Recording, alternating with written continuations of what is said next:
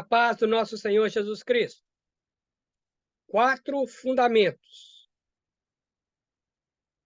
que a liderança precisa de ter para desenvolver uma liderança cristã eficaz. É o nosso tema de hoje. Então, preste atenção. É o alicerce que o líder deve avaliar se ele está trabalhando neles. Vamos lá? Pastor Paulo Rogério, falando de Boston, nos Estados Unidos.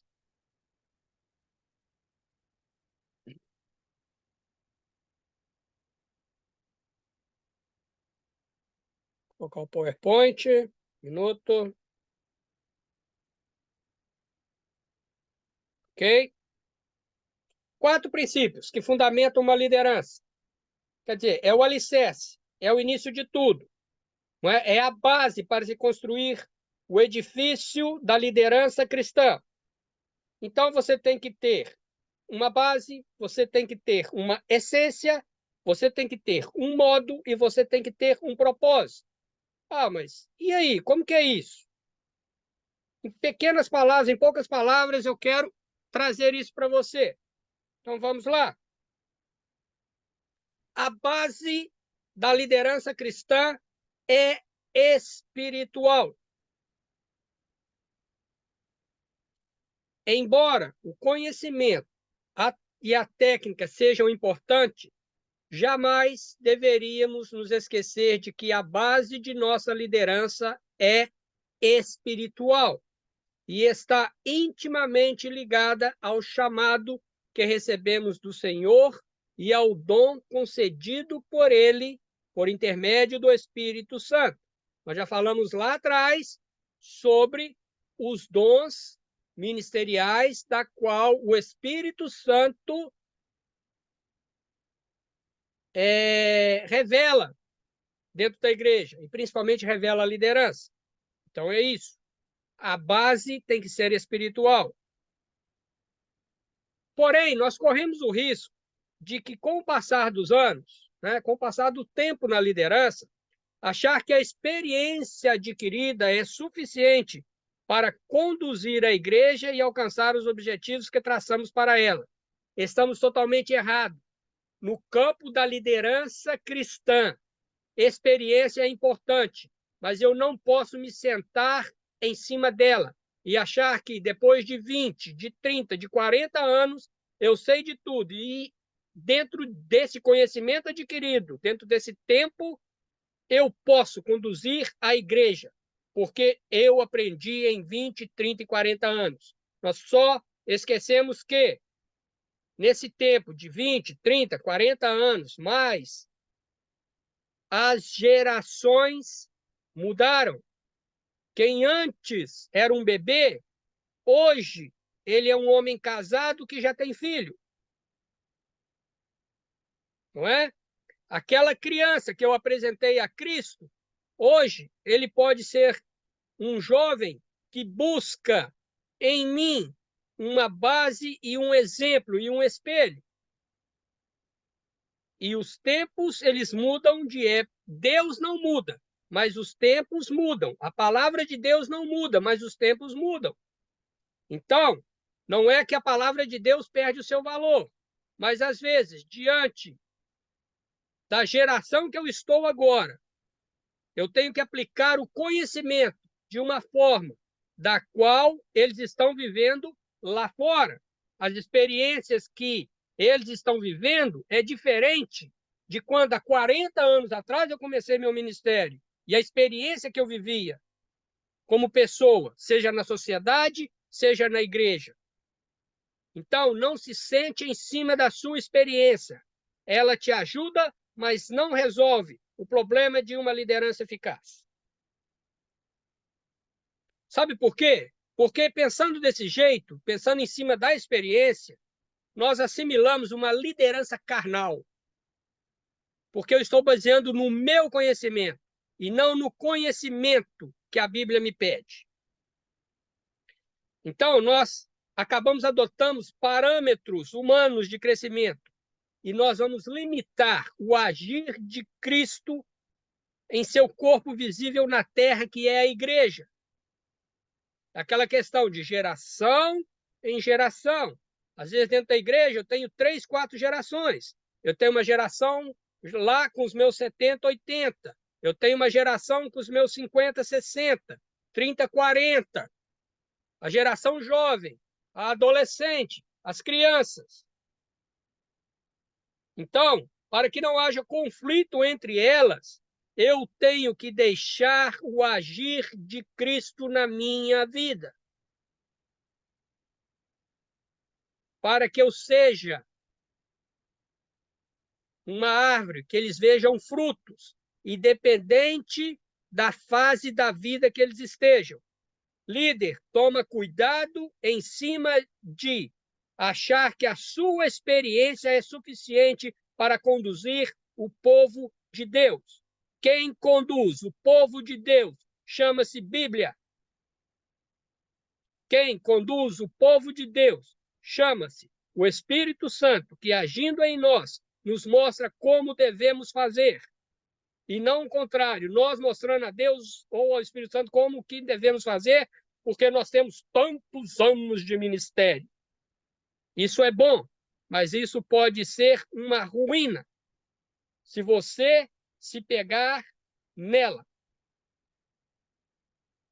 E é sempre oportuno nós recordarmos que não somos executivos de igrejas.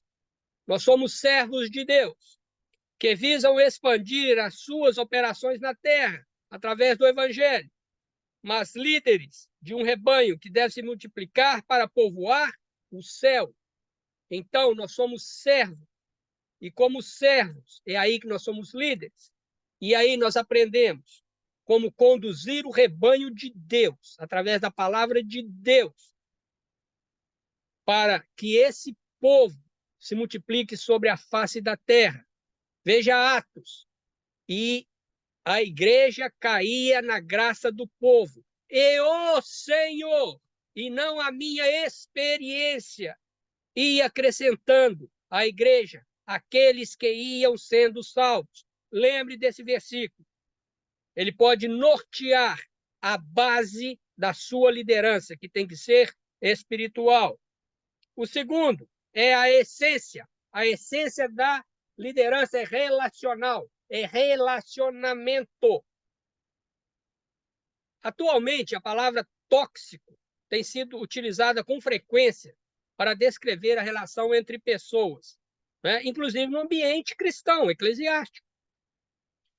Porém, na contramão, olhando o lado espiritual do relacionamento, né? Na contramão dessa experiência tóxica, nociva, eu creio ser que é fundamental se conectar às pessoas pelo coração, não é? Pelo amor, pelo desejo de servir, pelo relacionamento, a confiança, a empatia, que é se colocar no lugar do outro, o respeito.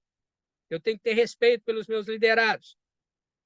A introdução dessas aulas, você tem lá uma música, e ela diz o seguinte: que eu possa ser fiel àqueles que servem, que eu possa ser fiel aos meus liderados. Então, é respeito aos meus liderados, é diálogo, é transparência e disposição para servir. Eles são fatores fundamentais para que o líder se ligue ao liderado e juntos cresçam em santidade, efetividade e honra para a obra do Senhor. Então, a essência da liderança é relacionamento. Se você não tem relacionamento, você precisa se aperfeiçoar, porque falta a essência. E sem a essência não tem como liderar. Fica faltando um pilar. Desses 4, fica faltando um pilar. A casa fica meio que cai, não cai, cai, não cai. Então, pense nisso. O modo da liderança é intencional. Eu tenho uma intenção para liderar. Porque se eu não tenho intenção, eu não sou líder. Eu sou apenas uma pessoa que estou no grupo de um grupo de pessoas e mais nada. Mas qual é a intenção? Então, eu tenho visto que muito esse tempo, a dificuldade que muitas pessoas têm de serem intencionais em seus esforços, né? Como líderes, porém, não podemos permitir que isso ocorra conosco. O Senhor nos chamou para o seu ministério a fim de aperfeiçoar, olha o versículo de novo, os santos para o desempenho do seu serviço para a edificação do corpo de Cristo. Essa é a intenção da liderança. Desempenhar pessoas para o serviço e que isso sirva para a edificação do corpo de Cristo. Esse é o modo. Levar pessoas ao conhecimento da palavra de Deus e, através disso, levar pessoas à salvação em Cristo Jesus. Devemos, portanto, ser intencionais no desenvolvimento dos membros da igreja, de acordo com os dons e talentos que eles receberam, a fim de que saibam claramente o papel que lhes foi designado pelo Espírito e estejam aptos para ocupá-lo para a glória de Deus. A nossa intenção é direcionar, é o modo. O modo tem que ser intencional no sentido de desenvolver pessoas para a obra de Deus, capacitá-las e edificá-las. Então, o terceiro pilar é o modo, e esse modo tem que ser intencional, como Paulo diz em Efésios 4:12. Uma intenção espiritual. O quarto pilar, o propósito da liderança missional. Eu não estou falando de missões, de mandar, de buscar, de trazer, de levar, não. É missional, porque a missão é ide e pregai o evangelho a toda criatura. Isso está para o corpo de Cristo. E se nós somos o líder que Deus separou para conduzir o rebanho, que é o corpo de Cristo, a igreja, ela tem que ter o propósito missional de salvar almas, de pregar o evangelho. Esta é a missão da igreja para com o mundo. Então eu escrevi o seguinte: considerando o fato de que o Senhor conhece tudo a respeito de nossas motivações e nosso trabalho, eu quero que você responda: qual é o real propósito da sua liderança? Se não estivermos em sintonia com Deus, nós vamos ser tentados a trabalhar de tal maneira que, em vez de relacionarmos e levarmos pessoas ao crescimento, nós vamos usar essas pessoas, usar a estrutura em prol de nós mesmos, do nossa construção pessoal, que eu chamo de religiosidade ou de religião, em detrimento da expansão da Igreja de Deus.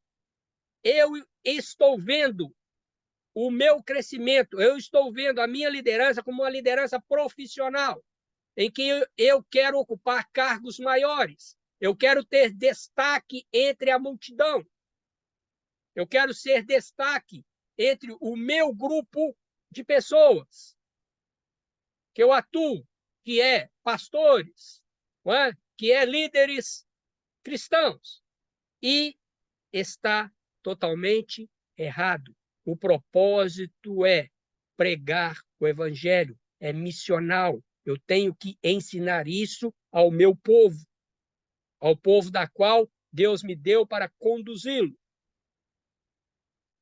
Mantenhamos em vista o fato de que o reino é dele e não meu, a missão é dele e não minha, e a glória deve ser dada a ele e não a mim.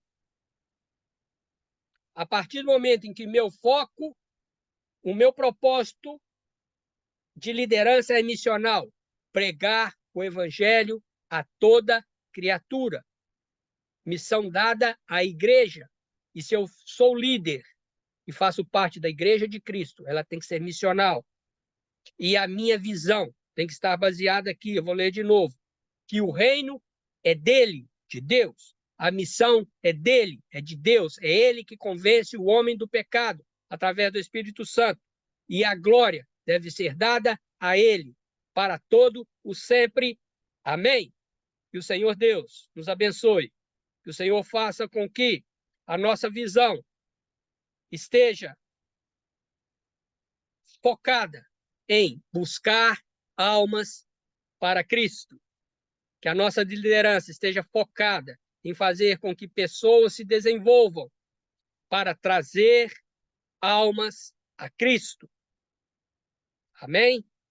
Que o Senhor Deus nos abençoe nesse propósito